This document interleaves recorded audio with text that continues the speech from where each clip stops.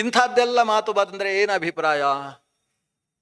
ಈ ಕರ್ಮವಾಗಲಿ ಆ ಕರ್ಮವಾಗಲಿ ಎಲ್ಲವೂ ಹರಿಪ್ರವಣತೆಗೋಸ್ಕರ ಇದೆ.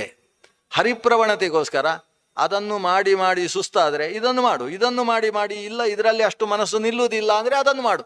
ಯಾವುದನ್ನು ಮಾಡಿದರೆ ನಿನ್ನ ಹಾಗೆ ಅಂತೇಳಿ ನಿತ್ಯ ವ್ರತಗಳನ್ನು ಬಿಡಬೇಡಿ. ಏಕಾದಶಿ ವ್ರತ ಬಿಟ್ಟರು ತೊಂದರೆ ಇಲ್ಲ, ಗಂಗಾ ಸ್ನಾನ ಮಾಡಿದರೆ ಸಾಕು ಅಂತ ಮಾಡುವುದಲ್ಲ. ನಿತ್ಯವಾದದ್ದು ನಿತ್ಯವೇ, ಮಾಡದೆ ಹೋದರೆ ಪಾಪ ಬರುತ್ತೆ ಅನ್ನುವ ಕಾರಣದಿಂದ ನಿತ್ಯ ವ್ರತ ಮಾಡಬೇಕು. ಆದರೆ ಪ್ರತಿಯೊಂದು ಪ್ರತ್ಯೇಕ ಕರ್ಮಗಳೂ ಕೂಡ ಅದು ಮನಸ್ಸನ್ನು ಭಗವಂತನಲ್ಲಿ ನೆಲೆ ನಿಲ್ಲಿಸುವುದಕ್ಕೆ ಇರುವಂಥದ್ದು. ಆದ್ದರಿಂದ ಇದಕ್ಕಿಂತ ಅದು ಶ್ರೇಷ್ಠ, ಆದ್ದರಿಂದ ಇದನ್ನು ಬಿಡ್ತೇನೆ ಅಂತ ಮಾಡಬೇಡ. ನಿನ್ನ ಮನಸ್ಸು ಈ ಕರ್ಮದ ಮೂಲಕ ದೇವರಲ್ಲಿ ನಿಲ್ಲುತ್ತೆ ಅಂತ ಆದರೆ ಅದನ್ನೇ ಮಾಡು.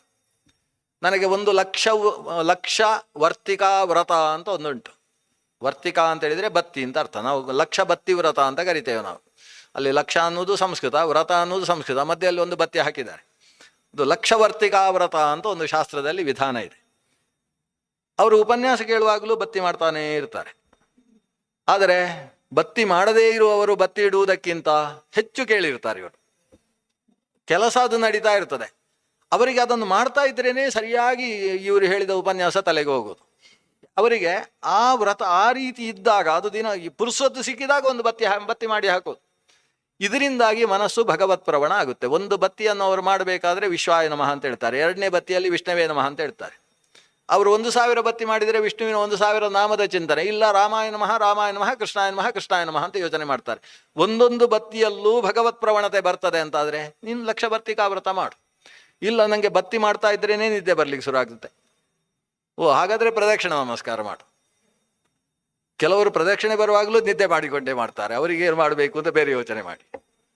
ಅಂತೂ ಯಾವುದರಲ್ಲಿ ಯಾವ ಕರ್ಮದಲ್ಲಿ ನಿನ್ನ ಮನಸ್ಸು ಭಗವತ್ ಪ್ರವಣವಾಗುತ್ತೋ ಆ ಕರ್ಮದಲ್ಲಿ ತೊಡಗು. ಋಷಿಮುನಿಗಳು ಹೇಗೆ ಒಬ್ಬಾಕೆ ತಾಯಿ ಮಗುವಿಗೆ ಆಹಾರ ಬೋರಾಗ್ತದೆ, ಇವನಿಗೆ ಇದು ಇದು ಇದು ಅಂತ ಬೇರೆ ಬೇರೆ ಮೂಲ ಒಂದೇ ಪ್ರಕೃತಿಯನ್ನು ಇಟ್ಟುಕೊಂಡು ಅನೇಕ ವಿಕೃತಿಗಳನ್ನು ಮಾಡಿ ಮಕ್ಕಳ ಹೊಟ್ಟೆ ತುಂಬಿಸ್ತಾರೋ, ಹಾಗೆ ಋಷಿಮುನಿಗಳು ತಮ್ಮ ಗೋತ್ರದಲ್ಲಿ ಬಂದಂತಹ ಈ ವ್ಯಕ್ತಿಗಳಿಗೆ ಮನಸ್ಸು ಭಗವತ್ ಪ್ರವಣವಾಗುವುದಕ್ಕೋಸ್ಕರ ಒಂದೇ ಭಗವತ್ ಪ್ರವಣತೆ ಅನ್ನುವ ಮೂಲ ಪ್ರಕೃತಿಯನ್ನಿಟ್ಟುಕೊಂಡು ಅದಕ್ಕೆ ಬೇಕಾಗಿ ಅನೇಕ ರೀತಿಯ ವಿಧಾನಗಳನ್ನು ಮಾಡಿರುವಂಥದ್ದು.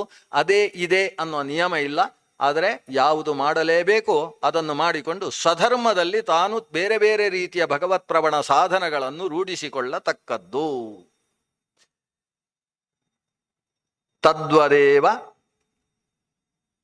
ಏತದೇವ ಉಕ್ತ ವಿಧಯ ಅನೇಕದಾ ಪ್ರತಿಪಾದಯಂತಿ ಭವರೋಗಿಣಾಂ ರುಚಿಂ ಉತ್ಪಾದಯಂತಿ ಪುರಾಣ ವಚನಾನಿ.